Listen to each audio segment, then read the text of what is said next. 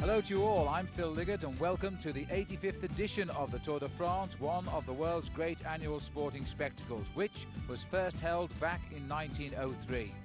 And while France celebrated its final weekend of the Football World Cup on home ground, the race stayed with recent tradition of starting every other year in a foreign country, this time choosing Ireland for its first 3 days of racing. Overall, the race covers almost 4,000 kilometres during its 3 weeks on the road. Moving from Ireland to France after arriving at Cork, it then travels south to Pau, where the mountains begin with the Pyrenees. Then it's east to the Alps before the final time trial and the traditional finish on the Champs-Élysées on August the 2nd. Hot favourite after his convincing win in 1997 was the German Jan Ullrich, but he arrived in Dublin, Ireland amid speculation that he was unfit and overweight after a winter of celebration. In fact, quite the opposite. He looked ready and fit for battle. Also in for his checkup was our prologue favourite Chris Boardman, and Gary Imlach was waiting for him. The nearest thing the Irish have to a home rider in this year's Tour looked at home heading into his medical and probably felt it, having spent a fair part of his season so far searching for the source of his nagging health problems. The Tour doctors seemed as anxious as anyone to coax a good performance out of him. Good. Keep going. Good. But despite the encouragement and what looked strangely like an attempt to give him a jump start, last year's prologue winner was guarded about his prospects for this year. I would say I'm likely to be in the top 5. I might win. I think that's the way I'd put it. Sorry folks, hope you haven't put a bet on there, but that's the way it is at the moment, and I'll just give it my best shot. I've been extremely stuffy before, and it might just work out this year. If not you, who? If not me, potentially Christophe Rinero from Festina if he's riding. I'm not sure whether he's down. Olano, obviously, but more likely to be Zuller. I think the main chance will come from Zuller. He's very, very good at this type of event. And what about the course? Does it suit you? I'll tell you in a few minutes. I'm just off to see it. What he could see of it, given Dublin's rush hour traffic. The good news for Chris, though, is that at least the number 49 isn't running today. Well, Gary, I can assure you that the roads are closed now for everybody in this race. The best time has been done by Christophe Rinero of the Festina team, 6 minutes 17 seconds. But let's go to the action and the arrival of Alex Zuller here, because he was pushing Rinero the same time at the halfway, and Zuller's lost a little bit of time, Paul, on the run-in. 6:19.56. He'll be disappointed. Well, Christophe Rinero certainly won't be, Paul. He's still number 1. This is Abraham Olano now, a man who's come to the Tour this year with just a win in this race in mind. Certainly has his preparation exactly the same as Miguel Indurain's was over the last few years of his career. He's based everything on this one race, and he's based everything on the preparation of the Banesto team, and he's off to a very quick start in a huge gear. 5.6 kilometres around the streets of Dublin, and it's nearly all over now for Bobby Julich. His time checks have been good, and Julich now wants to put an impression on this Tour. Second time round for him. It's a long way to the finish from here, Phil, but he's going to push Christophe Rinero very close on the line. So coming up O'Connell Street now for Bobby Julich. It could be the first big surprise. A 6:17.29. It's the best time. It's only fractions of a second better though than Christophe Rinero. Now back to Abraham Olano out on the course, and the time checks are good. Well, Olano's riding a very good prologue. He is a good prologue time trialist, but the man everybody expects to do well is Britain's Chris Boardman, who's in the starting gate right now. So Chris Boardman, the 4th rider from the end to start today. The pressure on him. He comes from just across the Irish Sea near Liverpool. So he's the nearest they'll get to a local rider in the Tour de France this year.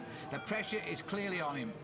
A couple of days ago I went to interview Boardman on the track in Manchester, Phil, and all he was doing was starts and 1 kilometre, 2 kilometres, 3 kilometres to get his speed up for this opening prologue time trial. For him, it's his major goal of this season.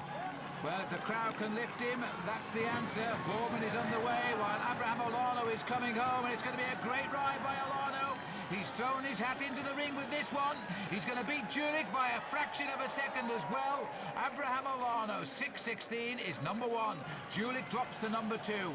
Now the yellow jersey of 1 year ago, and what a sensational win it was for Jan Ullrich. He's now on course. Laurent Jalabert has been putting great performances in out on the course too. He was the fastest time at the midway checkpoint, and the new champion of France is coming up to the line now, Phil, and it could well be he's going to topple Abraham Olano, and Jalabert is not one of the great time trialists of the sport.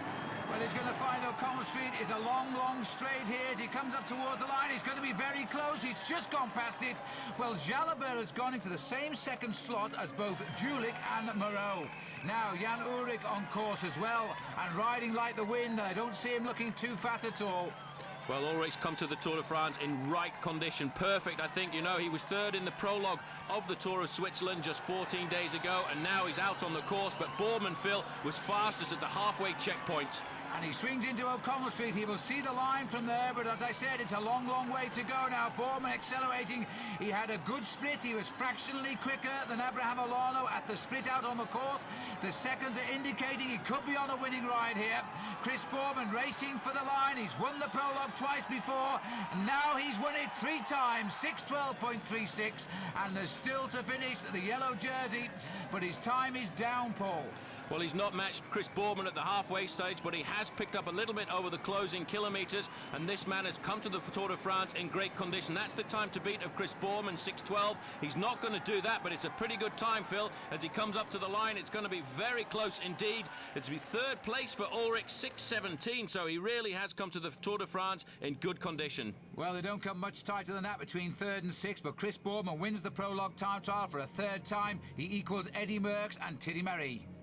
Yeah, I'm absolutely shocked now, and it's a fantastic surprise. I really didn't expect to win today, but it was some ways it helped because it took the pressure off. I just decided to give it my best shot and see what happened. What percentage of your best were you out there? Well, I'd say it looked like it came right on the day, but even this morning I didn't feel so good, and normally I can predict myself quite well. The training hasn't been going great, but I just gave it everything, and the crowd really helped today. The noise was incredible. Almost like a home fixture out there. Yeah, absolutely, and I've never dedicated a win before, but this one is for my wife, without whom I wouldn't be here. So a great start for Chris Boardman. He did what he set out to do. He won the prologue time trial, the third time he's done that. Now he's got to defend the yellow jersey over the road races stages here in Ireland. And the Dublin circuit race, 180 kilometres, will take the riders into the mountains of Wicklow. Still, Paul, the weather is not great, but at least it's not raining. Well, at least it's not raining, and Boardman's going to get a lot of challenges here from riders like Erik Zabel and Mario Cipollini, who in the overall standings are not too far behind him, but he looks pretty confident in the yellow jersey. Well, Ireland have turned out in their thousands here. This is the sprint at Bray. A little group here taking it out. Jan Zerada taking it ahead of Erik Zabel and Fred Moncassin. There's the result. Those time bonuses at this stage of the Tour de France are always so crucial. Onto the climb now. This is the climb of Wicklow Gap, and a little breakaway still clear, headed by Zanini. Jens Voigt sat at the back here. Well, Jens Voigt is sitting here because he's the teammate of Chris Boardman, who's the overall leader. He's not going to contribute anything at all to the success of this breakaway, and he'll sit at the back and hope they can stay clear, because if they do, he'll be the man who'll be taking the yellow jersey this afternoon. But in the main field behind, it's Mario Cipollini's Seiko team who are on the front, trying to pull it all back together. Well, pull it back they are. This breakaway at one stage was over 3 minutes up. It's now down to inside 2 minutes. In fact, it's now down to 1:25, and the tempo being set, you see, right down the slopes here of the mountain. It's an area which Stephen Roach spent many a mile training, because he doesn't live too far away from here.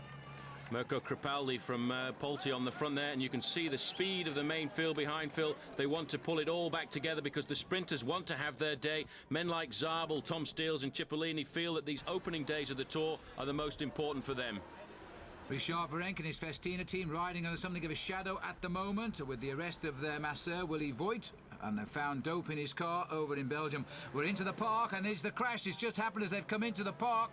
And down there, Paul, is Mario Cipollini. Looks like the fall was caused by a teammate. Well, that was Mori who went down in front of Cipollini. I couldn't see any reason at all for that crash. As they come to the line, though, they're all together, and Cipollini's a long way behind. And Steels is on the front, and Tom Steels has got his stage win. Tom Steels, who was disqualified last year when he slung his bottle at Fred Moncassin, has come back the very first road race stage. He's taken it out in the sprint.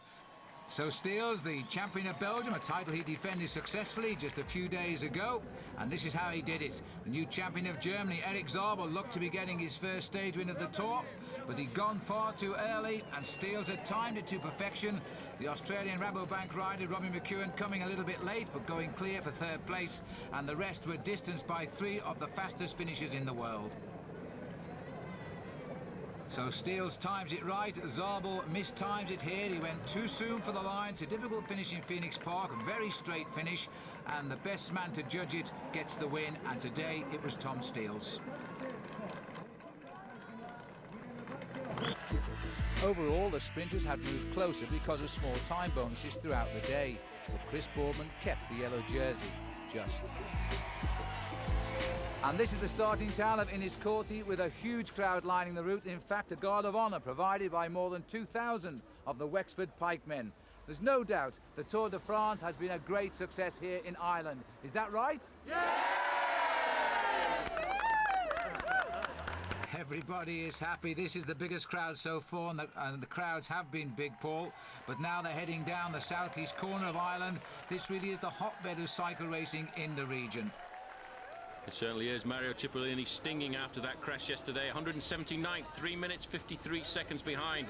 But for him, he gets the chance today to go through Sean Kelly's hometown. So next on the list is Carrick-on-Shore, the hometown of Sean Kelly. It is a beautiful little hamlet, and believe me, they've been looking forward to today. The town of Carrick is ready. You know, Phil, in the absence of a giant meteorite, and certainly there was none mentioned on this morning's short-range forecast, the Tour is the biggest thing ever likely to hit Carrick-on-Shore. For a while, though, it looked like being a near miss. Originally, the organisers had the race route bypassing the centre of town because the West Gate was deemed too narrow for the peloton. Eventually, an ancient stone which had survived the visit of Cromwell gave way to the French, and the race was free to pass through Sean Kelly Square, and incidentally, the pub belonged to the local councillor who'd led all the lobbying. Now, the campaign had nothing to do with the fact that it meant the race was coming past your bar. Possibly a little bit. It was very interesting. It's a dream come true for Carrick and myself in particular. I've been going to the Tour de France since 1980, following Sean since he turned professional. And to think that it passed in my own front door, it's just unreal. 5,583 is the population of Carrick, and 5,582 of them were in place from early this morning, waiting for the one responsible for bringing them the race. God is on the way. God moves in luxurious ways these days, and the first sign that the long wait might be over was the Kelly helicopter coming in low over the houses. Then came news that he'd been spotted on the ground. He's just gone through the traffic light, down by Borden, and he'll be up here on the streets of Carrick-on-Shore in just a matter of minutes.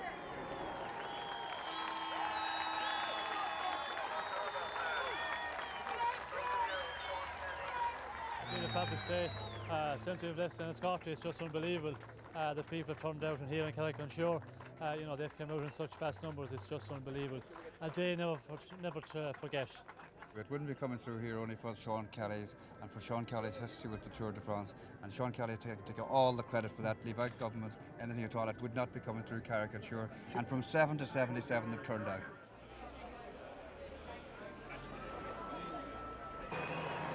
A town in celebration indeed, and one of my favourite towns in Ireland, I have to say, but the race is flat out now, Paul. They're chasing the time bonus. There's a crash there, and that looked to me like the yellow jersey has gone down. We're approaching the sprint at Youghal, and I think that's Boardman on the road. In fact, Race Radio, Phil, confirming it is Boardman. He's down there on the left-hand side somewhere. You can just see the yellow jersey. He's down, and he's not moving at all. Well, this is very, very sad indeed. What an exit from Ireland this is turning out to be. Chris Boardman looks now as though he's out of the Tour here. He had a very, very nasty fall indeed. I think he may well have hit that wall. Certainly he's stunned. Let's have a look if we can see what happened. There's about 10 or 12 men down here. You suddenly see Boardman come out of the line. That looks to me like a rider who's touched the back wheel. And this is another man who's so unlucky, Johan Bruneel. Bruneel is always getting involved in crashes, but Boardman is still on the ground. The race doctor, Gerard Porte, is there trying to see what the problem is, but Boardman is not moving. Well, this is the sprint just down the road at Youghal, and if Zabel gets this, and it looks like he's going to, he's being attacked by Guidi, but Zabel gets the sprint. He is in any case now the new maillot jaune of the Tour de France, and he's done it at a time when Chris Boardman is being taken out of the race by ambulance. Still chaos here, and Boardman still lying on the ground. The doctor in there, he's actually trying to put something around Boardman's neck, so there may well be a slight injury to the neck there, but Boardman, for him, Phil, a difficult day at the Tour de France is over. Well, it certainly is unlucky 13 for Chris, because it is he is the 13th rider to leave the Tour de France wearing a maillot jaune. So he'll be in Cork Hospital tonight, and let's hope he is okay. This is again another crash here. We've gone further down the road now. We're just outside of the finish at Cork. Another touch of wheels, and some of the big stars are down here. There's Neil Stevens, a stage winner last year, but they're all up and riding. No reports of injury. We're on the approach to the finish. A very tricky finish too now. They're all trying to set it up. The riders at the front now are from Gan. They're trying to set it up for Moncassin. This is Magnus Backstedt. Well, Backstedt leading out. He hopes Fred Moncassin has got a good wheel here. This is another difficult sprint to judge at the finish of Cork. And Backstedt is giving it his best shot here, the big Swede, coming on to good form. But I'm not so sure whether he can hold it off now. We've also got Zanini here having a little dig. But where is Zabel? Not evident at the moment. Tom Steele is trying to burst through. Jan Zarada is also coming fast. Jan Zarada of the Czech team, and it looks as though it's going to be a tight battle, this one. McEwen is in there. Robbie McEwen is lying in. And we've got Cipollini trying in the red. But Cipollini is not going to get it anything like. Jan Zarada takes it on the line. And so the Czech champion, a new Czech champion at that, gets the victory for Mapei. 2 out of 2 for them. Yellow jersey, though, has changed hands. Erik Zabel has it now. He gets it by 7 seconds ahead of Steels, and Fred Moncassin is in 3rd place. Olano, Jalabert and Julich still in there by virtue of their great prologue time trial. Zabel having a well-earned rest here. Marco Pantani there as well. They've got the luxury of flying across now to the French coast in Brittany, while the rest of the entourage, they're on the boats for the overnight crossing now to Roscoff. And the Irish, Paul, are giving them a royal send-off here. They certainly are. Red, white and blue taking the Tour de France back to the mainland for the first time this year anyway. And for stage 3, 169 kilometres, we leave Roscoff heading down to Lorient, a real hotbed of French cycling. And the yellow jersey now on the shoulders of the German Erik Zabel, and he's managed to do that without even winning a stage yet. The Mapei boys have won both road race stages so far. The race now without Chris Boardman. Overnight news is Chris is hurt, but not too badly. He has a broken wrist, in fact, and head injuries, but he'll be okay.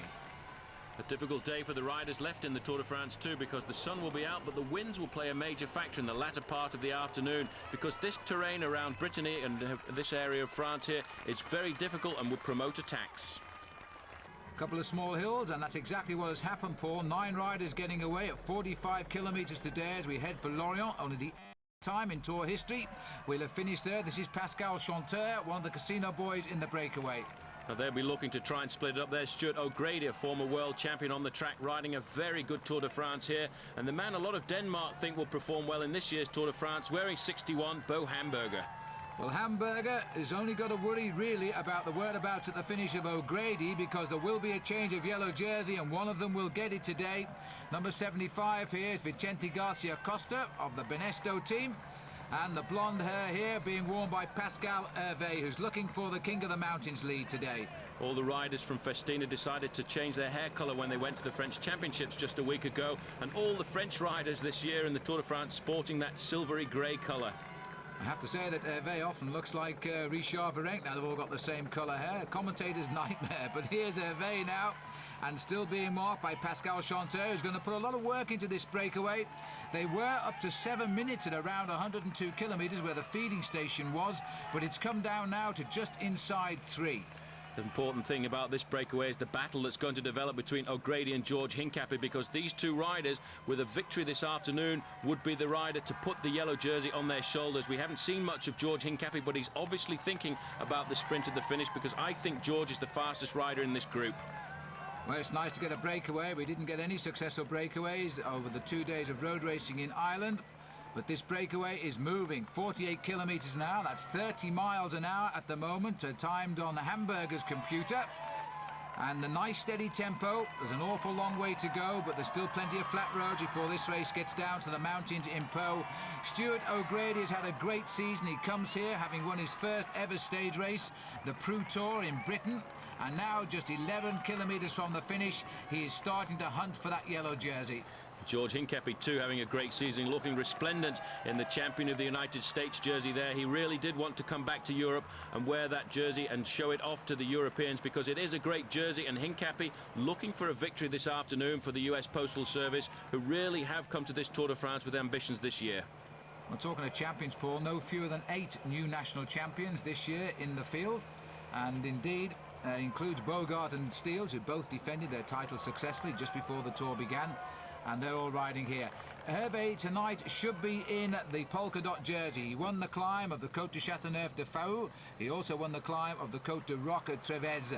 So he's looking for polka dot tonight for Festina, but they are still riding under the cloud of the arrest of their team masseur, Willy Voigt, on the Franco-Belgian border, where reportedly his car contained files of EPO. And that is going to take some explaining. Anyway, looking down at the breakaway here, the 9 riders who have worked very well together. Jens Heppner's here for the Telecom team, not exactly putting his weight behind the brake, of course, because of Zabel being in yellow. Well, it's important for Heppner to make sure that he catches out any of the splits as we come towards the finish. The man on the front in green is Cabello, the winner of the stage of the Tour de France, when in fact it went to England in 1994, and he's a very good sprinter himself when it comes down to the fast finishes. But these riders now looking at the kilometres ticking away, and Bo Hamburger slipping to the back. These riders have got a big advantage because they have 2 men in this group, and they will be able to cover any of the attacks over the last few kilometres. Beautiful day now, huge crowds. Look at them on the roundabout here as we head into this northwest corner of France, an area which is made for cycling and has produced many stars. We're not too far away now from the home of Bernard Hinault, rather, the great Breton, and Jan Ullrich, who won the Tour de France in the late 40s. But this breakaway now, one of them is going to get yellow. The odds are, Paul, it will either be Hamburger or O'Grady, but it'll go down to the bonuses at the finish. It certainly will. It's going to be a very tricky situation. If they can keep it together, it will go to O'Grady or it will go to George Hincapie. But you can see these 2 riders from Casino riding very well together. Casino, the most successful team in Europe this year, with over 40 wins to their credit, and they're still looking to win more. Sitting at the back there, Xavier Jean, newcomer to the Tour and a member of the La Française des Jeux team. 5 kilometres to go now. Well, we expected somebody to try and get clear here, because they're not all sprinters. In fact, very few of them are. Hincapie, well, as you say, Paul, he could snatch yellow with the right finish here, and he's been riding so strongly. He's become a different man these last few days since he won the US Championship. He certainly has a great victory by him. I think really served to him on a plate by Lance Armstrong, who really is now on his way back to the top level of the sport. But Hincapie becoming very nervous now, and all of the time, Phil, you can see the rivalry between these 2 men. When Hincapie goes to the front, he's very quickly followed by Stuart O'Grady in the white Gann jersey. Those 2 men realise they need to get victory this afternoon to get the yellow jersey. Otherwise, it'll go to the Dane Bo Hamburger. Well, Hincapie came out this morning 28th, just 20 seconds off yellow, picked up 4 seconds in time bonuses, so he's getting closer. And now we've got the riders here into the town of Lorient, this beautiful fishing port, and they're getting a little bit twitchy, but Chanteur, and somebody's gone. This is an attack by Vincente Garcia. Well, he had to go, I think. He's not renowned as a sprinter, but he's put in a fine turn of speed here. An excellent move there, just at the right time. It looks as if O'Grady is the man to respond afterwards. He's not going to get so close to the finish and let a break get ahead of him. And another man too coming across there. Garcia trying to go clear. This was his chance to get victory. There's O'Grady in second place. He's nailed him back. He's come back there. And there's Heppner in the pink jersey of Telecom. So he too now becoming very vigilant. So Heppner up into 3rd place, a little split in the breakaway, but the fact that Garcia has slowed down, they're all going to regroup here, I think. Hervé's going now down the left-hand side. A good move by him. A very smart tactician, Hervé. Even though there is a cloud over the Festina squad at the moment, they certainly are racing aggressively. Hervé may well have caught them off guard here, just like Neil Stevens did in last year's Tour de France, and the effort behind coming from the man from Telecom, Jens Heppner. Well, Hervé, briefly a leader and a stage winner in the Tour of Italy, not this year, last year. And now trying to get what will not be a yellow jersey, but certainly will be a stage win, and the polka dot is coming his way anyway. But again, the riders chase down. Now, Heppner, Paul, has sat at the back of this breakaway, which has been away now, don't forget, for the best part of 120 kilometres, and he should be the freshest of the lot. He should be, but another move has gone there. This is the rider from the Française des Jeux, Xavier Jean, and in fact there, and again, Heppner is going behind him. Hervé has sat up now, but this man, young man from France, the youngest rider on the Française des Jeux team, and made an excellent move, and Heppner straight with him, looking very fresh. He looks extremely fresh the way he's marked him there. He's pedalled up as easy as you like. He's not going to help John until he's sure he's going to get caught. He's come through now, but he's moved over, and they're doing bit and bit. But I'll tell you what, this little young man here, he's so anxious to get on with it, and Heppner won't discourage him.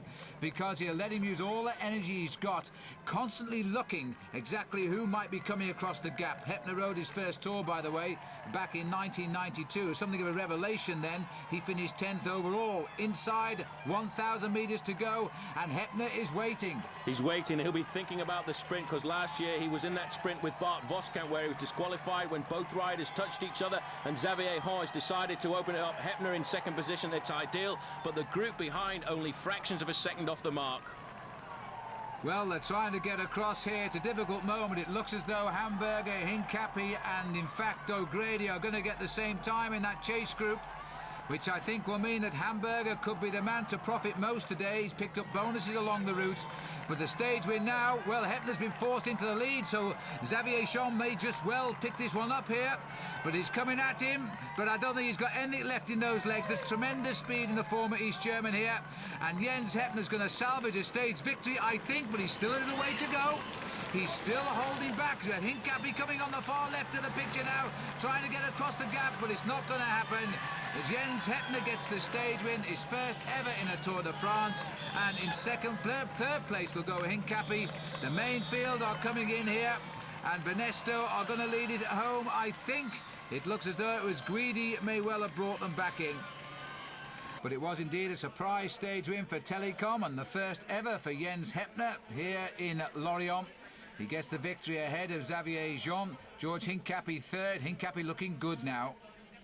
Yeah, I feel strong. I just need to recover after today. I mean, we were out there all day, going 100%, and better get a good night's sleep tonight. Do you feel as though you've got a stage win in you? I think so. The team's riding really well, you know, and I feel strong. Just gotta keep taking my chances. These big field sprints early in the week are pretty tough, you know, because everybody's so fresh. So I feel my chances are better in breakaways like this. Stuart O'Grady up to third, but how's the morale after the loss of Boardman? Oh, I mean, you know, it's obviously extremely disappointing to lose Chris, especially through a crash and especially when you got the yellow jersey. But you know, the positive thing is that he didn't break anything. You know, he's not seriously injured, and that he'll be back. And so the team has got to go on, and the tour goes on. So now we've just got to make the best of what we can. Still an opportunity this week to get Gam back in yellow, though. Yeah, well, tomorrow I'm only a couple of seconds behind now, so you know, I'll really be playing for the bonus sprints and see how we go. And for the moment, this is where he sits in third place, 3 seconds behind Bo Hamburger, the new leader, and George Hincapie for the US Postal right there in second place. We're now on the stage of 4 Plouay to Cholet-Paul, 250 kilometres. It's the longest stage so far. It'll be a very long stage, but those intermediary sprints are going to be very important, especially for George Hincapie, Jens Heppner and Stuart O'Grady, because the first one, O'Grady was fastest over the line, this time beating Erik Zabel, so that gives him the yellow jersey, but he's still got 2 more sprints out on the course. So he's converted his 3 seconds loss to his 3 seconds gain here. He wears the rainbow sleeves there of an ex-world champion. And now look at this at the next sprint. O'Grady led out brilliantly by Fred Moncassin, and now he has gone well clear in the lead. Jan Zurada popping in there for a third place. On the approach to the finish now, you can see the team starting to organise themselves. There's the Psycho team for Mario Cipollini trying to get him up there. TVM there in the yellow jerseys on the left-hand side for Blijlevens. And the man on the front, he's from Polti. They're trying to get it up for Fabrizio Guidi. So there are some great sprinters, if not all of them, in this year's Tour de France. And this isn't going to be an easy sprint either as they come down to the finish at Cholet. And there's been a crash on the corner as I speak, Paul. A touch of wheels again. George Hincapie's in there right in the middle, so his chances of going for a bonus at the end of this stage are gone. 1 or 2 riders going down there. I didn't see why it happened, but now the big lead out coming from TVM at the front, and right up there in position there is Mario Cipollini. Well, Cipollini in the slipstream, but it looks as though he's dropped away here as we speak. Now inside 800 metres to go. Now TVM are feeling very confident. This is going to be a very difficult sprint here, but the TVM boys appear to have read it just right. No sign of Erik Zabel, no sign of Mario Cipollini. In fact, they're saying Cipollini has fallen. It was away from our cameras, but now there's just 2 riders left at the front here now. TVM, and it's also a rider from Seiko now who's trying to get in on the act. He's realised that Cipollini is not there. Baldata taking over now, Phil, for Minali. Minali's up there into second place, and Blijlevens coming by on the outside, but there the 2 Tom Steele's. Oh, Max Chandry falling away from the hotline now as Manali tries to come up. Jan Ullrich is here too, but Blijlevens is going to try and squeeze through the middle of them here. This could be his traditional win. He gets it on the line. Blijlevens, Manali, Moncassin are all in that sprint, but it looked to me as though Blijlevens took it. Let's have a look again. Manali on the left of the picture here. As now, Jerome Blijlevens, he always seems to get one stage win every year. He rode his first tour in '95, he won a stage. Now he's squeezing his way through an impossible gap. He gets it on the line, and Fred Moncassin there looks as though he'll have to do with 4th place. But Blijlevens pulled off a good one there. Having ridden his first tour in '95, he won in Dunkirk. Then next year he won in Besançon, in '97 in Marennes. That was after a disqualification. Now he wins in Cholet in 1998. But the yellow jersey, that goes to Stuart O'Grady now. He becomes only the 2nd Australian behind Phil Anderson to pull on the maillot jaune. And that's a great result for him. There's the overall. He's 11 seconds now ahead of Hamburger. And I wonder how he feels right now. On top of the world at the moment. I mean, since I started cycling, it was a dream of mine.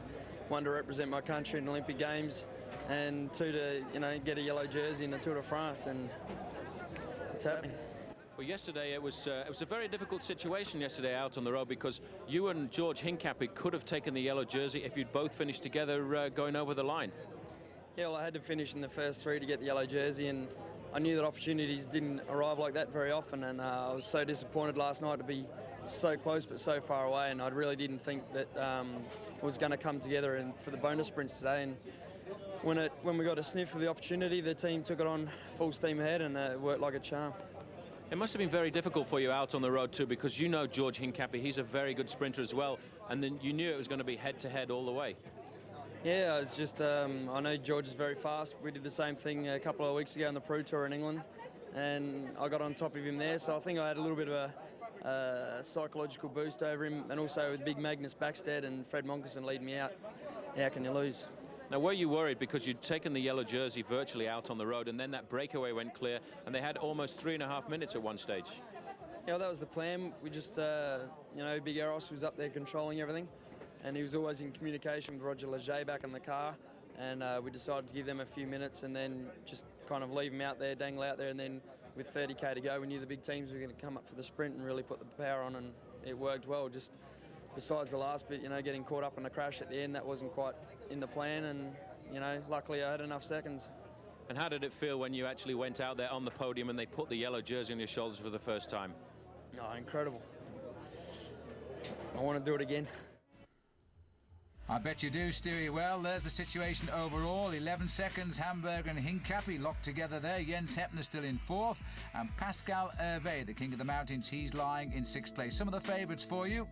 Olano 17th, Ulrich 22nd at 1:22, Zuller 23rd, Pantani way out at the moment, 143rd after his very poor prologue time trial. Perhaps he is looking for just stage wins. But Paul, the news of the scandal continues. Well, everybody's expecting the team manager, Bruno Roussel, here, who's being pursued by some journalists, to be taken away by the police for questioning, because, in fact, Willy Voet has accused the team management of being involved in a systematic doping plan. And he says the police haven't come to talk to him yet, but as soon as they do, they'll explain everything to them.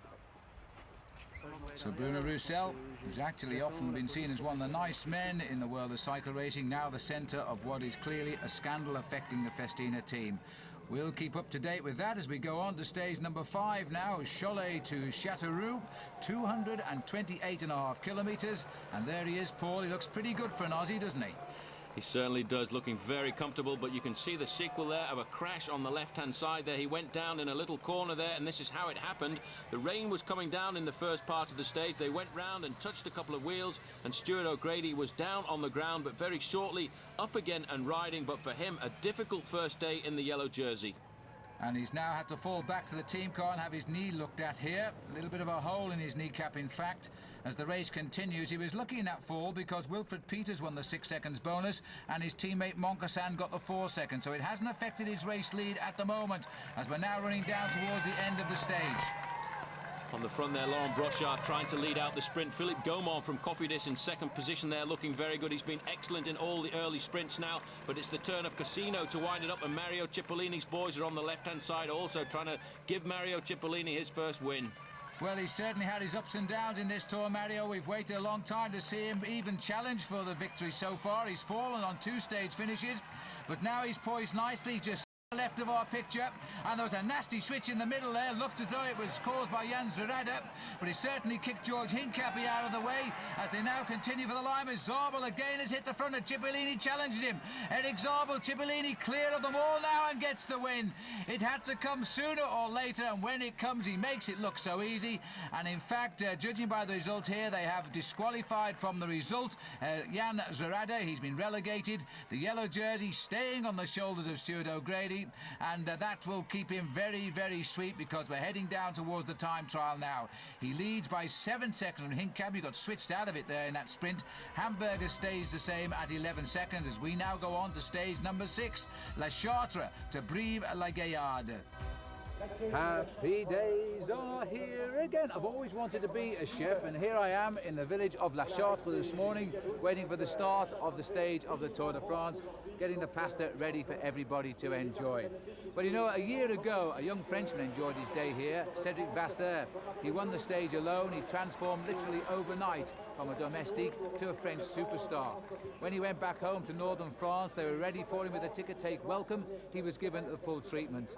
Well, in this tour, Cedric Vasseur lies 65th, almost 2 minutes behind the race leader, Stuart O'Grady. Should he come down today to a sprint, well, Vasseur won't be there, but Mario Cipollini should be. Danger is his business. And yesterday, Cipollini won his first stage of this year's tour. Behind him, another pile-up, which left world track champion Silvio Martinello, Jerome Blylavens and Jan Ullrich lying in the road.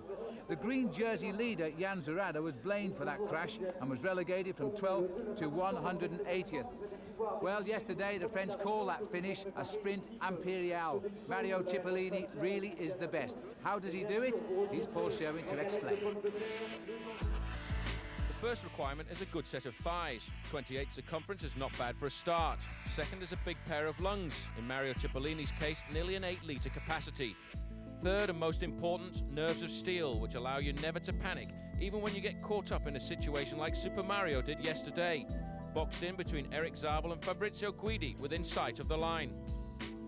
The sprint of the 90 sprints with power, and Mario Cipollini's machine has a massive gear. A 53-tooth chainring at the front, combined with an 11-tooth sprocket at the rear, makes a very big gear. Mario Cipollini's physical attributes allow him to use that gear to accelerate from 50 kilometres an hour to 65 in the last 100 metres, leaving all his rivals trailing in his wake.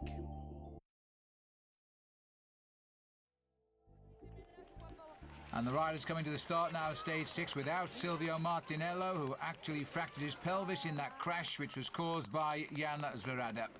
Well, Paul, it's a long way, 204 kilometres, up to 2,000 feet today, so we can say it's the high spot of the tour so far.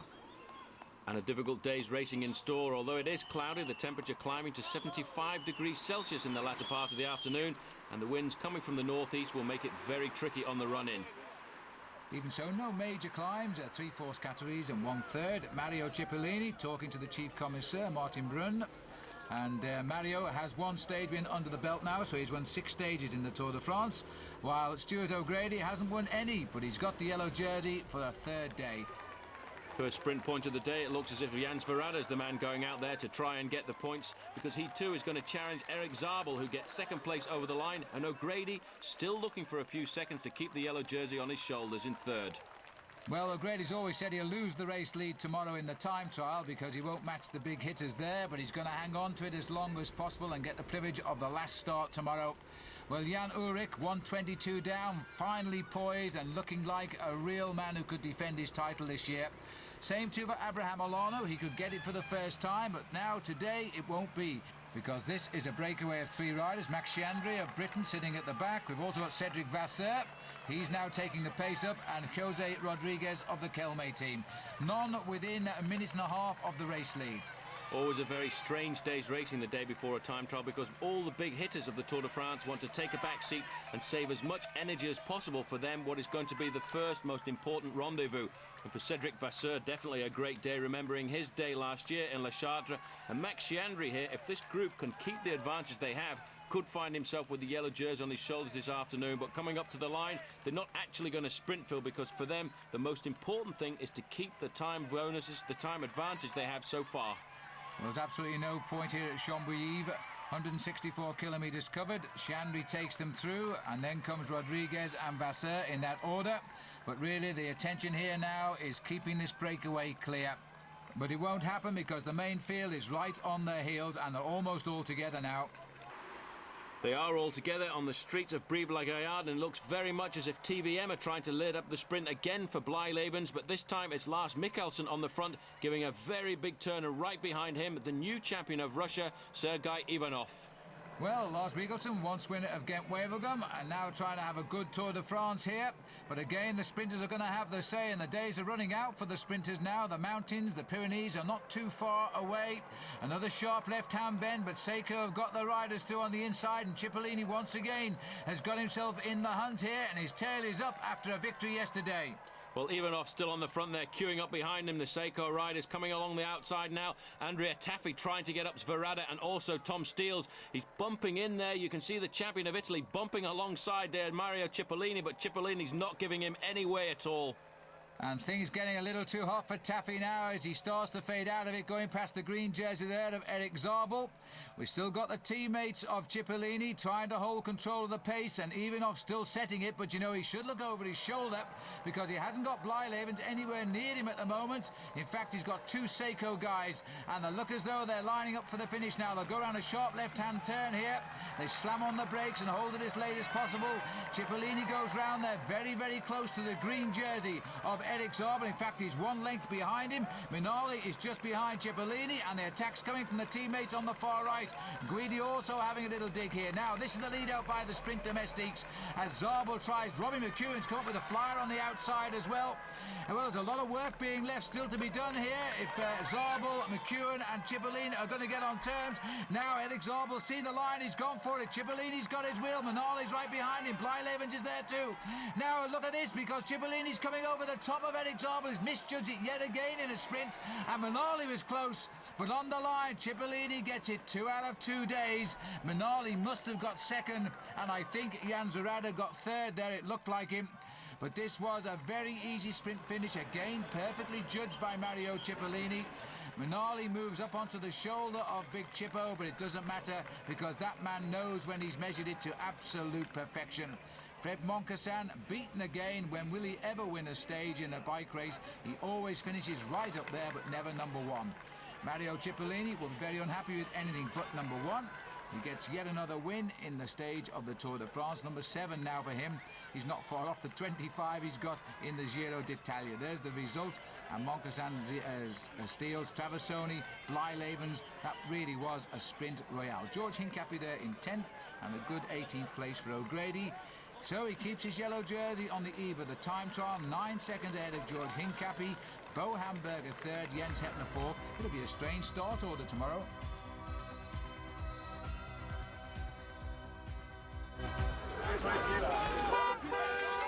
Festina, the world's #1 team, is out of the Tour de France after more than a week of speculation and the arrest of the team's management.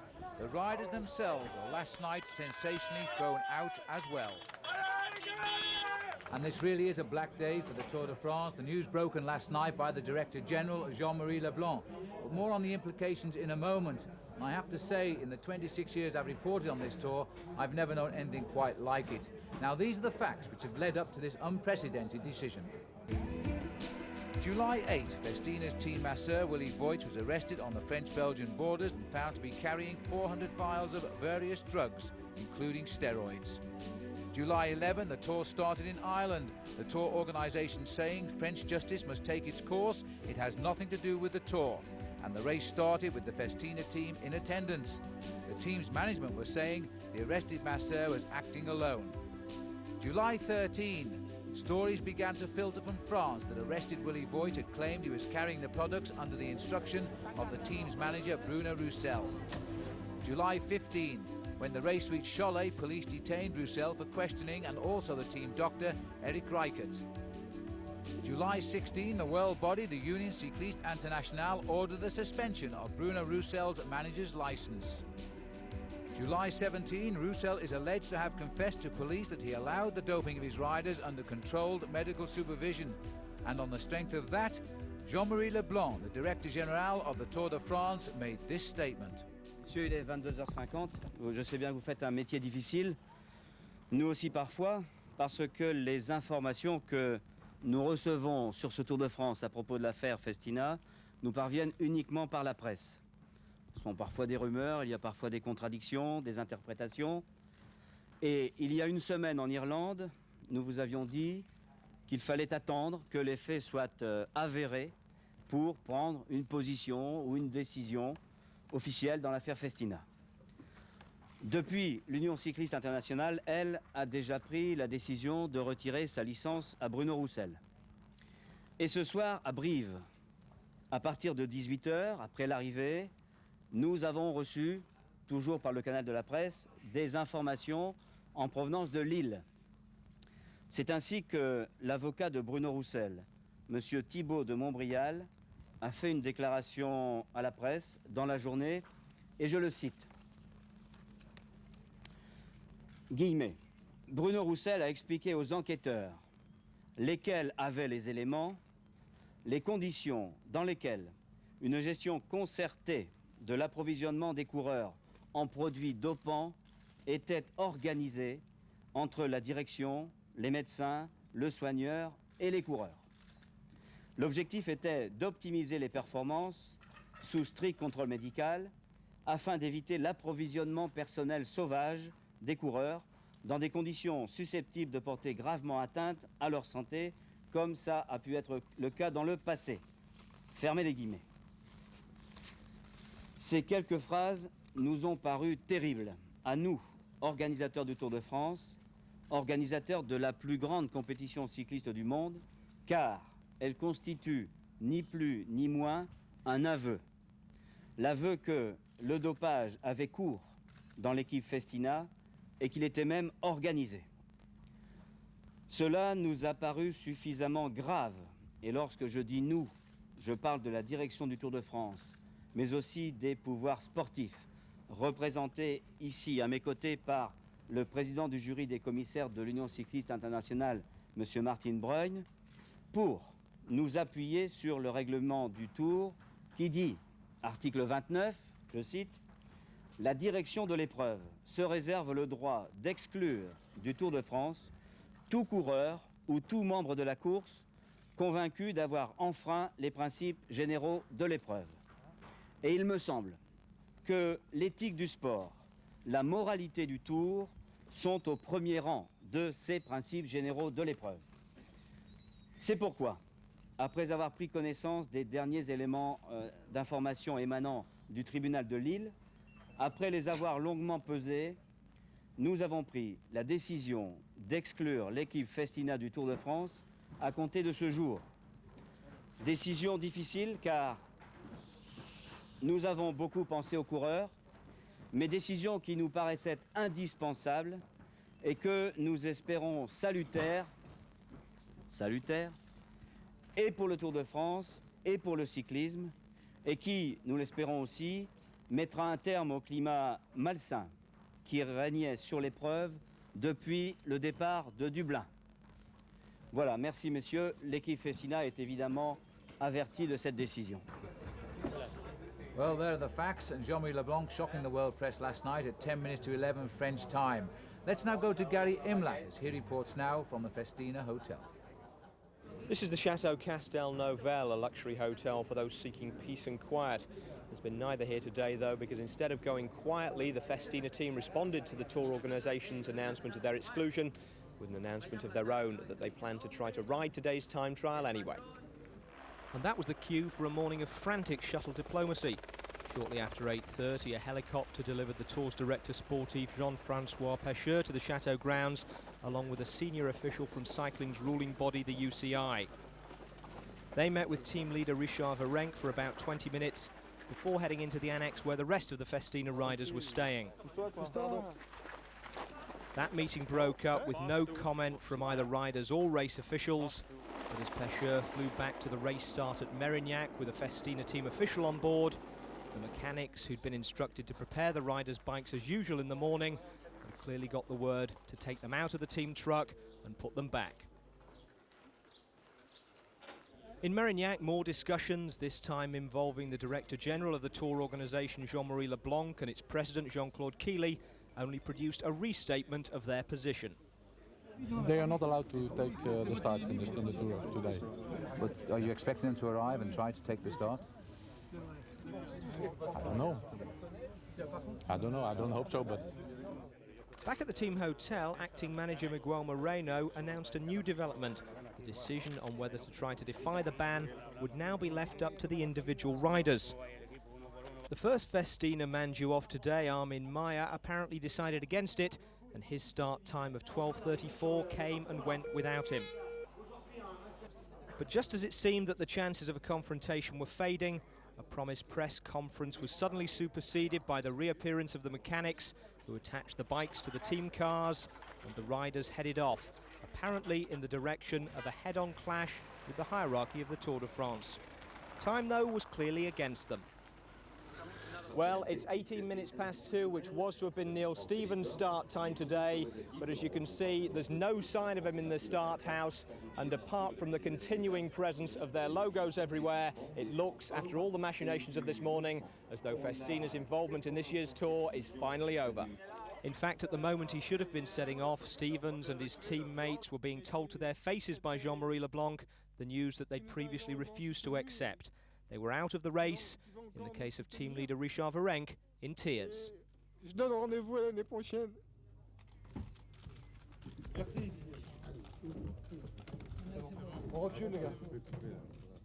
Well, before we discuss how this might affect the sport of cycling and indeed the Tour de France, let's go to Paul Sherwin now as he looks into the background of the Festina team.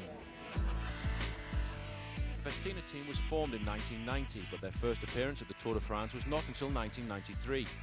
In 1998, such were their performances, they became the world's #1 ranked cycling team. 39-year-old Bruno Roussel, who joined Festina in 1993, had been an amateur cyclist and coached the Parisian US Créteil team. He entered the professional ranks in 1991 to manage the French RMO squad. Roussel brought Richard Virenque to Festina after the withdrawal of RMO from sponsorship at the end of 1992. Virenque has consistently performed at the Tour de France, offering Festina 4 King of the Mountains titles in as many years. Laurent Brochard won the world title for the team last October in San Sebastian. With a budget of £3.5 million, Festina's biggest coup was the signing of top Swiss rider Alex Zuller during the winter transfer season. In their 6th participation in the Tour de France, they appeared to be the major contenders to Team Telecom's dominance. Well, I'm now joined by Paul Sherwin, who, let's not forget, was a 7-times rider in the Tour de France. Paul, just how rife is doping in the sport? Phil, I can only hope it's not as bad as the picture that's been painted over the last few days, because it really has been painted as if all of the riders in the Tour de France have been taking drugs. I think what we'd have to remember is at the top of any sport, people will always be tempted to cheat. And the trouble is, they have controls here every day. They have random checks. They're coming up negative. Are these controls a waste of time? I think a lot of them are quite ineffectual, because if you go back to the former days of the East Germans, there were always doctors who were one step ahead of the doping controls. And you think that the case of the top teams here, the doctors are in control of the teams? I think the reason the team doctors are here is to make sure that the rider's health is not affected. Now, what about the Tour de France itself? Does that mean that this race has no future now?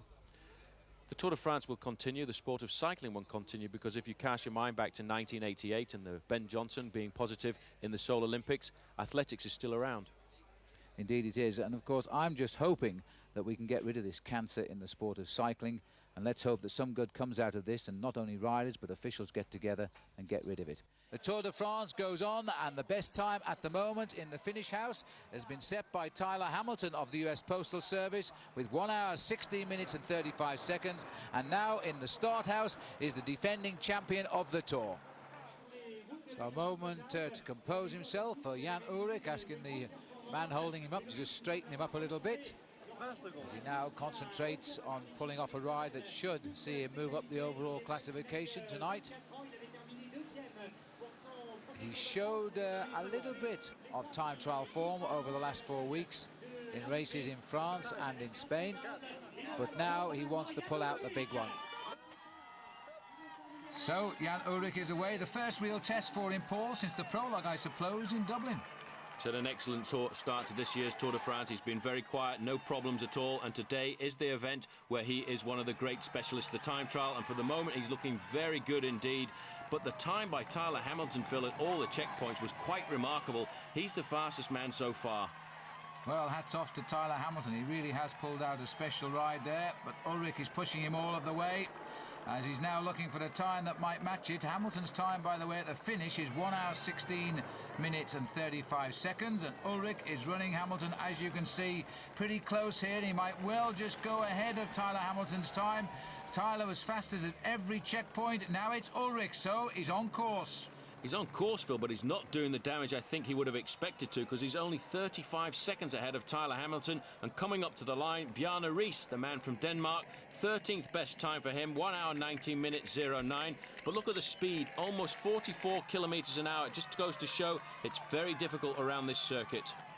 Well, it's a little bit of a hilly circuit. Technically, it is very difficult, because here we have Robbie McEwen in a little bit of spot of bother here. He's picked up by Olano. And McEwen just about staying within the regulations there, I think.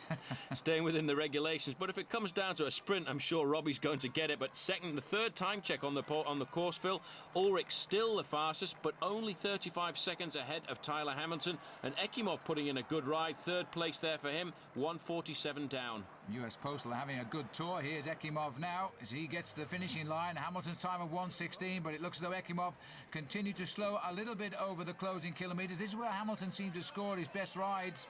And Ekimov still riding, though, to give Postal a 1-2 in the finishing house at the moment. And Ekimov comes up 1:17.05, so they've got first and second place on the finishing line. But in fact, Ulrich, the only rider to beat 1 hour at the 45-kilometre check, and he's continuing to look extremely good. And it's over the last 5 or 6 kilometres that this course really hurts. That's where the biggest damage is done, and that's where most of the riders so far have in fact started to crack. And look at the time here. Ulrich is coming up. The time to beat is that of Tyler Hamilton, 1:16.35, and Ulrich is going to walk all over it. Well, between 45 and 53, Ulrich and Hamilton were riding at exactly the same speed, so he stopped picking up time on Hamilton, but it looks as though he's had a really strong finish. He must have been just relaxing a little bit over that third quarter, because now Ulrich is going to come in here and deliver the blow that everybody was worried about. Was he fit or wasn't he fit? Was he really overweight? Well, here comes his answer now, because he's going to be the best time by sure. Ulrich then, the first man to knock Hamilton off the top of the leaderboard, 1:15.25, and nobody's going to beat that. Nobody will. 46 kilometres an hour, a remarkable performance by the man who's been dogged by overweight this year, and everybody said he couldn't get ready for the Tour de France, but I think he's answered all of his critics this afternoon. Well, 4.5 kilometres to go. Looks like Laurent Jalabert further down the course here, but his time checks are slower than Jan Ullrich. It's a little rise here, then a drop down into the finishing town of Corrèze. This is a beautiful area of France, but here's the arrival now of Bobby Julich, another man who is confirming himself as a real challenger in the Tour this year. Third best at the minute, 1:16.43. Tough day for Stuart O'Grady, though, wearing the yellow jersey. He's last man to start on the road, and look at that, he's lost almost 2.5 minutes now to Jan Ullrich. He won't be wearing the yellow jersey this evening, but he's had 3 glorious days. Jalabert coming up towards the finish, and another good ride from Laurent Jalabert, the new champion of France. 4th slot for him. Olano, well, he's done one on Olano, because Olano's losing ground here again. It looks as though he's disappointing when it really matters. Abraham Olano races up towards the line. At the moment, he's holding 6th. He'll have to be careful. He could drop another place here as he comes up towards the finish. So Olano, once again, is not delivering the goods when it really, really matters. 1:17 and a little bit still to come. It must seem an awful long way to the line for him. He still holds on to 6th, 44.83 average. Well, look at that. George Hincap is coming up to the line. He's gone over in 1:20, and right behind him, the man who started last on the road, Stuart O'Grady. He's almost pulled back 3 minutes on the American. A good ride for him, Phil. 15th over the line, 1 hour 18:42. but a fantastic ride by Tyler Hamilton. I must admit, the revelation of this time trial this afternoon. A glorious ride by Tyler, getting second place, just a minute and 10 seconds slower in the end than Jan Ullrich, and Bobby Julich in there as well. Is this going to be the year of the Americans in the Tour de France? But there is the rider. He's got the yellow jersey. Are we going to see him carried all the way to Paris now? Jan Ullrich, just like Miguel Indurain did, has reclaimed yellow in a time trial. 1:18 ahead of Bo Hamburger, and the same time for Bobby Julich. Jalabert is still there, but the mountains are still ahead. Looking further down the list, O'Grady slips down to 8th place. Olano is there in 9th. And Evgeny Berzin, we haven't seen too much of him yet. He's hovering in 12th at 2 minutes and 40 seconds. And so we move on now to stage number 8. This is the beautiful town of Brive. We're heading now 190.5 kilometres to Montauban. Very difficult day in store for these riders too, because this afternoon it's going to be the hottest day of the Tour de France so far, with temperatures creeping up to 40 degrees Celsius, and for the first time this year, the yellow jersey on the shoulders of Jan Ullrich. Stefano Zanini, after Festina pulled out, is the new leader of the King of the Mountains competition, and that'll be quite a surprise for him. Well, he got the lead in Ireland, which seems an awful long time ago now, but it's just on 1 week since the race started, and he's got back into the polka dot jersey more or less by default. First sprint of the day coming up here. Again, the break has gone clear. Interestingly enough, Jackie Durand leading them across there. This man is an aggressive rider. He's been on the attack since Ireland, looking for the right breakaway, and once again, he's got himself into a very good position. On the back there for Seiko is Eddie Mazzolini. And that breakaway forming almost immediately as they approach the sprint there, and he's still clear at the moment. And the big field, look to me, Paul, they've assessed the riders in that break, and they don't seem to be reacting too much. Philippe Gaumont coming across there. He's riding for Cofidis. He's spotted that this is a very difficult move here, and also making it across there, the champion of Italy, Andrea Taffi, reveling in these conditions this afternoon, going straight by that breakaway group there, joining onto the back wheel of Laurent Debian, the other rider from Cofidis, making 2 riders from that French team in the leading group. Well, after Jackie Durand, I reckon Andrea Taffi has been the most aggressive rider in this tour so far, always in our camera frame. But I have to say that Jackie Durand has been the aggressive rider. He's been in so many moves, and if you catch a glimpse of his number, then you'll see his number is red. That's a new competition in the Tour this year, in as much that they give the red number to the man voted the leader of the most aggressive rider competition. And there's been no doubt it's been him. 16.5 kilometres to go. Here we are now at La Française. And you can see now Philippe Gaumont from Cofidis going to the front. He's decided now that his teammate Laurent Debian, the highest placed rider in the overall standings here, has a great chance of taking the yellow jersey. So he's just going to sacrifice himself, keep the pace high. And look at the time gap, Phil, 9:41. If they can hold on to a certain amount of this advantage, then Debian will be the new leader of the Tour this afternoon. Well, this breakaway has been solid, but now the Once boys and the Telecom boys are trying to reduce the gap. It went up at one stage to 8 minutes and 25 seconds. It's now gone up to 9:24. So this is the day the peloton are taking their tea break, I think. They've assessed that nobody can affect the overall lead because these riders have lost big time over the period. But you know, what is going to happen, Paul, is that Ulrich has chosen, I think, not to defend his yellow jersey. He's going to lose his lead if this break stays at this sort of time gap. Well, none of these riders are men who really could stand up highly in the overall rankings of a 3-week race like this. So Ulrich, I think, has decided to save his team a little bit because they've got another 2 weeks to work at the front, which is why he's given this group of riders their chance for glory. But it's all come back together under 2 kilometres to go now, and Andrea Taffi very aggressive at the front, making sure that none of these splits go clear. Well, best placed is Laurent Debian. He started the day 4 minutes and 30 seconds off yellow, and I don't know, he comes from northern France, actually, the Cofidis rider here, and surely he's not going to pull on the yellow jersey tonight. What a dream that would be. It certainly will be. In third position there, Laurent Debian looking over his shoulder, but Philippe Gaumont, his teammate, is no longer in this group. He did all of the work to make sure they could keep as much of their advantage as possible, and now he's just sat up and he's going to cruise to the finish. And the first of all attack comes here from Mazzolini. He's made the running now. They're all going to feel free to attack towards the finishing line. Taffi, as always, ever so vigilant, chases down another Italian. This has been a very hard stage, Phil. The real heat has come on the Tour de France this afternoon. Mazzolini is being nailed back here by Andrea Taffi, but you can see just how difficult it is, and that looked like Luca had just gone off the back there from Lotto after his earlier attack. They're all back together again, and in control, Andrea Taffi. And maybe Unalauka will get back on because he's keeping his head down for the Lotto boys. Joined the Lotto squad this year. Ex-Festina rider. I bet he's glad he made the change. And now Taffy at the front, now looking over somebody else to making the run. Well, the last news we had on the peloton, they were 8 minutes 15 seconds down, which means if it stays like that, Debian is racing to the yellow jersey in any case. So thoughts of Ulrich leading this tour to the finish, well, they're out the window now. But there'll be a little time lost on the sprint here because they're playing cat and mouse. Taffy has been forced to lead it out. He's not a brilliant sprinter. He likes to win alone. Former double classic winner Andrea Taffy, and he's now going for the line here.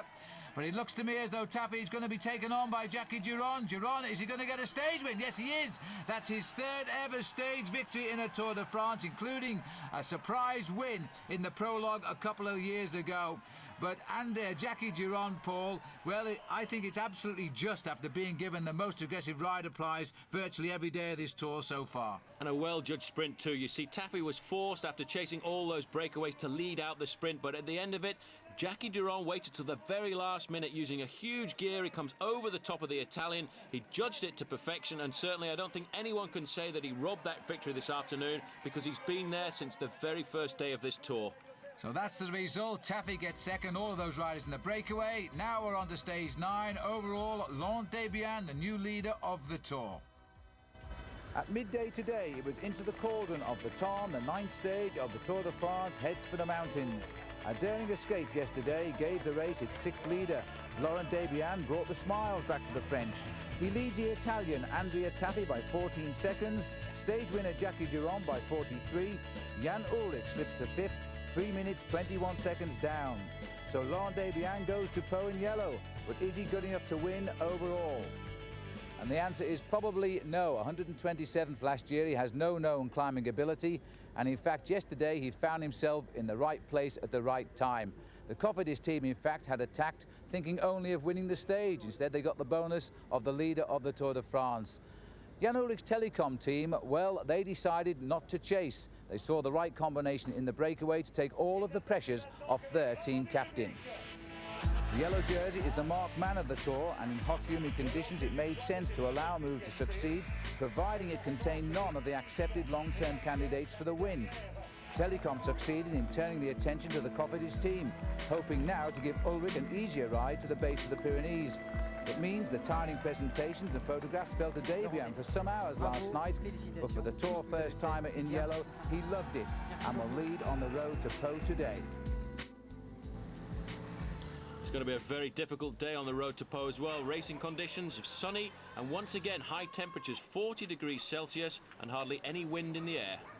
And Laurent Debian, the 6th different leader of this year's Tour de France. The record, by the way, is 8, and that was set in 1987 when Stephen Roche ran out the winner of the Tour de France. But despite the conditions today, and you can see they're pretty warm, one man who isn't going to make it, Mario Cipollini, has retired. But even so, we thought you'd like to know a little bit more about him.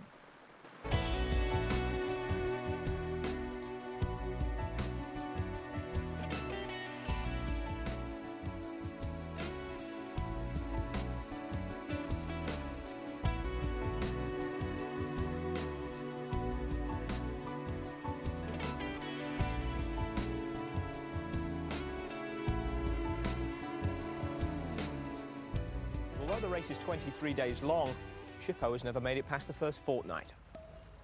Of course, he usually enjoys himself while he's here, modelling a selection of his holiday outfits and descending on French finish lines like something that's come not only to win the stage, but destroy local crops.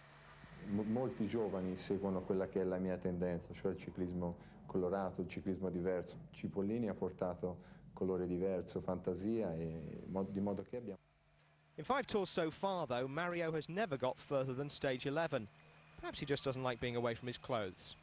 Faccio 40 vestiti ogni stagione, scarpe avrò 400 paia. Ma io ho dovuto cambiare casa per riuscire a mettere tutte le cose, il mio abbigliamento, le camicie, gli abiti, le scarpe, è una mia vera passione. Certainly he seems to perform better when his wardrobe's close by, having completed his home tour of Italy and won 25 stages along the way. This year he managed 4, celebrating Formula One style and donning the Mayo Ronaldo in honour of his favourite footballer. Unfortunately for him, he had about as good a weekend as Ronaldo, starting with his prediction of a Brazilian World Cup win. Je pense qu'il gagne le Brésil. Combien? 2-1. In fact, 2-1 turned out to be his ratio of crashes to wins in the opening week, although of course he has the chance to equalise today. The Tour's most glamorous sprint, though, is the final one on the Champs-Élysées, and the Tour's most glamorous sprinter knows that until he completes the race, that will always elude him, along with the one item of clothing that his hefty contract can't buy him. Sì, è l'unica maglia importante nel ciclismo europeo che mi manca nella mia collezione. Devo arrivare a Parigi, possibilmente in maglia verde e vincere l'ultima tappa a Parigi. Sarebbe una realizzazione professionale veramente importante e anche qualcosa di personale importante. Well, it won't happen now for Mario Cipollini, but what a character. We've come to the sprint here in Po now, and Leon Van Bon is going to take it out. Well, he's waited a long time. He rode his first Tour in 1994. In fact, he's never finished the Tour de France yet. He gets the stage win, and Laurent Debian has brought the race to the foot of the Pyrenees as leader. 14 seconds ahead of Taffy, Giron, Lauke, Ulrich poised there in 5th place now to grab back the Maillot Jaune. Olano's big day is coming. He lies 12th. Bjarne Riis, the 96 winner, is 25th. And Marco Pantani continues to ascend. He's now up to 47th, but 8 minutes 25 seconds off the pace. Well, this is what they've been waiting for, Paul. Po to Luchon, 196 kilometres, 168 riders left in the race. But I don't think they were expecting this, Phil. The weather has changed dramatically overnight and the rain clouds have come down and the top of the climbs very misty indeed, and it may well be the last day in the yellow jersey for Laurent Debian. Hardly any wind, but you can see the temperature has dropped almost 20 degrees Celsius overnight. Today it will only be a high of 20.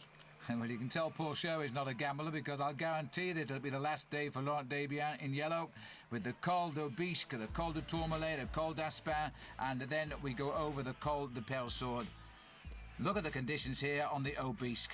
Well, Cedric Vasseur going over the top there in first position, but Rodolfo Massi from Casino accelerating behind, looking for second place over the top of this mountain and trying to get in terms with him, his own teammate Alberto Elli. But on the descent, Phil, the first serious crash, that's Francesco Casagrande. Casagrande is down, the leader of the Cofidis team. There's a number of riders gone down here now. Well, all the way over the top, everybody was warned of the treacherous conditions on the descent, and now just look at this. Riders are sprinkling like confetti all over the edge of the Aubisque, and there's a number of retirements being announced as well. You can see Vasseur's taking it very carefully on that descent, but in fact Casagrande has gone down a second time there. 16th overall this morning. He was hoping to climb up in the standings today, but I think, Phil, he's taking a beeline for the team car. Well, that is a great shame here, but this time I think Casagrande is a little bit injured on that second fall. His teammate's been told to ride on and hopefully get through the time gap, because, of course, eliminations do apply. That's Nicolas Jalabert. Now, look at this. Here are the list out on the Aubisque. Cornichet, Brunel, Fanini, etc. We're moving up towards the top of the Col du Tourmalet here. This is the high point in the Pyrenees at 2,115 metres, Paul. Alberto, Elli, Vasseur and Massi are still clear. A great move by Casino. They got two riders in the front group. Cedric Vasseur, I wouldn't have expected to see him on a stage like this, but he certainly is a courageous rider. Leading them over the top is Alberto Elli, just ahead of Vasseur, and somewhere in the mist, Massi takes third spot. Well, Cedric Vasseur is turning out to be quite a conqueror of the Pyrenees today. Here's the main peloton. Well, it's hardly a big field anymore now. It's been stripped by a number of riders. We understand another faller out on the Aubisque too, Abraham Olano, but he continues. There's the order over the top of the Col de Tourmalet, and 120 kilometres, that's 76 kilometres still left to ride. This now is the top of the Col d'Aspin, and again a sprint, and it looks as though Massi, Vasseur and Elli detached slightly from those two front runners. Now Ulrich taking over control at the front of the group now. All of his teammates have done their job perfectly this afternoon, and now's the time when he has decided to put his hand on the Tour de France and assert his authority, looking over to see what sort of damage is being done, and right on his wheel, Giuseppe De Grande of Mapei. And the tempo has picked up the first of three, because this is Elli now coming back into the fold. Massi and Vasseur are still up the head, but they're closing in pretty rapidly. And you have to say now that Jan Ullrich is looking every bit the defending champion of this year's Tour de France. He is just sitting at the front, taking out a pace there, making sure that nobody attacks him. In second place, De Grande. Right behind there as well, another Telecom rider, Bjarne Riis, and Escartine in the green jersey of Kelme, riding an excellent Tour de France. And still in there, Bobby Julich. Leonardo Pipili also here, but you know, looking at the face of Bruno Roussel, we only see it occasionally. He looks as though he's really suffering right now and having a tough time of it. Olano is missing from this group. Pantani is here, but Olano a faller today as well. Conditioned a little bit better here on the Peyresourde, which incidentally was where Tom Simpson lost his yellow jersey in the Tour de France back in 1962. That's the only time a British rider's ever worn the yellow jersey. No help at all coming to Jan Ullrich at the moment. He's showing that he is the main contender for this year's Tour de France. Just on the back there as well, that was Luca Leblanc riding for Polti. So really, as Jan Ullrich has said, this is the most important day when the big hitters are going to come out and play. There's the Pirate.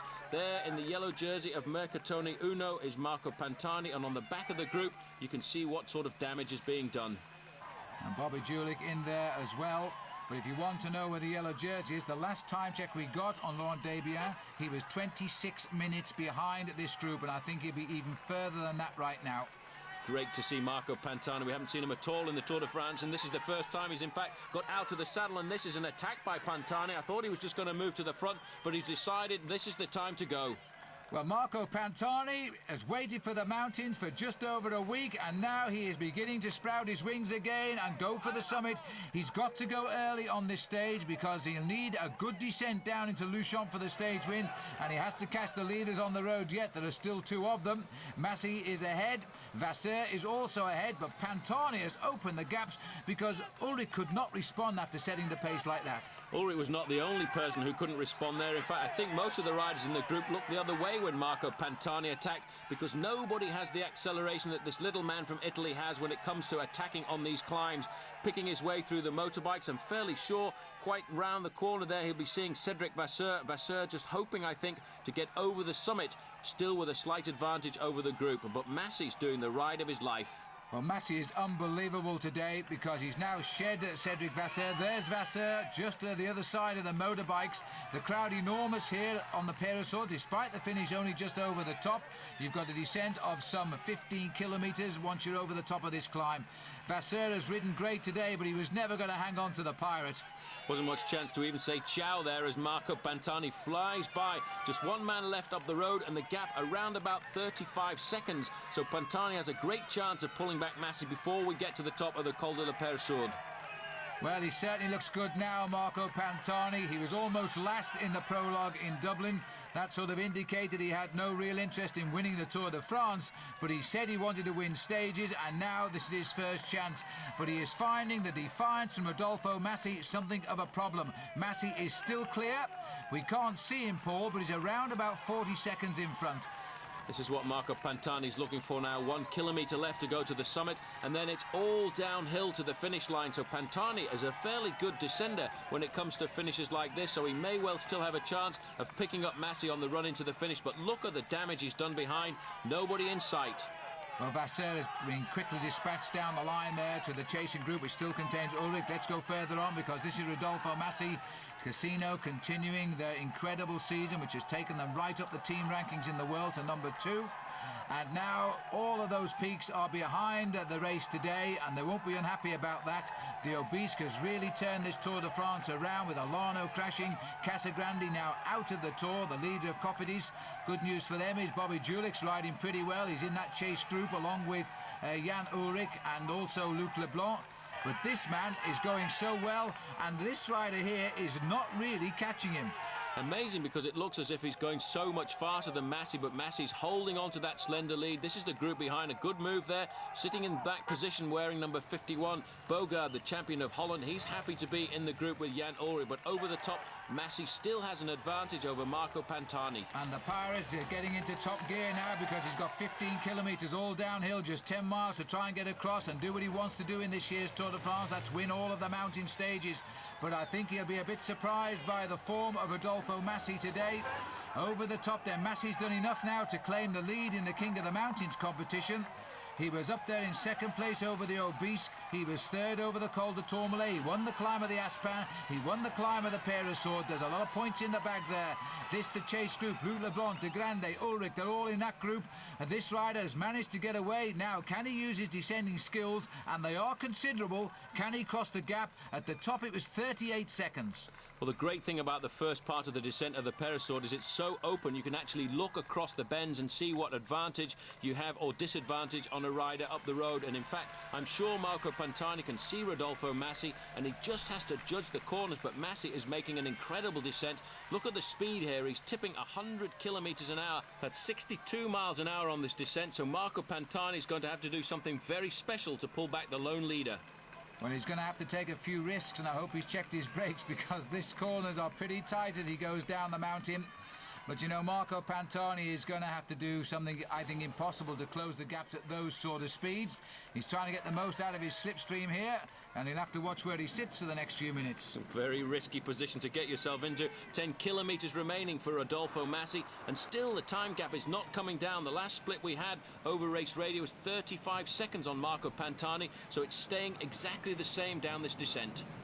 Well, we've had him at 38 seconds over the top. They've given us 35 seconds on the descent, and it's gone back to 36 seconds now. So we can say they are coming into Luchon locked at the same distance apart here as they were at the top of the climb. What's the latest time check on the board? I couldn't quite get a glimpse of that, Paul, but it was close. 35 seconds, I think it said on the board there. Massi now starting to hurt. He's been away since the 54th kilometre when they got away on the Col de l'Aubisque, and he rode across with his teammate to Cédric Vasseur. They joined up on the descent of that climb, and then he's been in front ever since the top of the Peyresourde, and now he's really pushing himself to try and stay clear of Marco Pantani. Well, some of the teams have lost their big names today because Bueno Hora has also gone out, and we fancied him in the mountains, but the weather proved too bad. That glacial descent. Now it looks as though Rodolfo Massi might have a touch of cramp in that leg, but it shouldn't matter now because he's not very far to go to complete the descent down into Luchon. The last winner here, by the way, was the British rider Robert Miller back in 1983. That looks like Ulrich there. He's trying to do something special as well. Now, has he got away from them on the top of the climb? Well, Ulrich trying to keep the pace up high, being chased down by Michael Bogart there, and coming up Jose Maria Jimenez of Banesto. He realises now how important it is to try and chase back Marco Pantani. He realises the danger of a man like this in the mountains. He doesn't want to give him too much of an advantage on any of these mountain stages because Pantani will be climbing up in the overall standings. He knows you can deal with Pantani in the time trials, but you've got to keep your options open on the descents here now. But Massi is heading down towards the victory. There's no real gains coming from Marco Pantani. He's approximately only 25 seconds ahead, too, of the Ulrich group now. Well, in fact, a lot of energy going into this chase by Marco Pantani, and he's not getting the big times that he wanted to, but what he's thinking about now is winning the stage down in Luchon. And for the moment, kilometres are ticking away. 2 kilometres to go for this man at the front, Rodolfo Massi, and it's all flat now down to the finish line. It gets a little bit easy to say the least now. A sharp right here. It's a flat road, bears round to the left and goes into this lovely little spa town. Ulrich has been handled by the rest of the group. Luca Leblanc has come back up, and they're all back together again in the chase. There's only about 6 or 7 of them left, though, from the peloton today. As now, this is the part you can actually sit up and enjoy now. Massi looked clearly over the cars then. He won't have seen Marco Pantani as he now goes down to the centre of Luchon and turns towards the finish. This is going to go down as one of the greatest wins of his career. By the way, here's a rider who hasn't ridden the Tour de France. I think 1990 was the last time he rode the Tour de France. He's back big time now, though, as Massi comes up towards the line. This is going to be only win number 11 of his career. Rodolfo Massi, the new leader of the King of the Mountains, gets the stage in Luchon. The clock starts now. And here's the approach of Pantani, Paul, but there's still a long way to go to the line. There certainly is. Pantani tried. He moved at the right time on the Col de la Peyresourde there. He thought he had the advantage. He thought with the speed that he has on the climb that he could pull back the lone leader. In fact, he wasn't able to. Over the top of the climb, it was 31 seconds. And still Pantani forcing himself to keep up the pace because he wants to get to the finish line. All he can think about now is the advantage he's going to get over the Jan Ullrich group, which is closing on him quite rapidly too. So a second place to Marco Pantani, just over 20 miles an hour, despite the crossing of these huge giant cols today. Incredible speeds. This tour is still on a record schedule, by the way. Here's the race now for third place. Ulrich leads them out, but Michael Bogart, who's trained specifically for the Tour, second-time champion of Holland, and he's now going to take out the sprint, being challenged by Bobby Julich and De Grande. Bobby Julich's coming good. Can he hold it?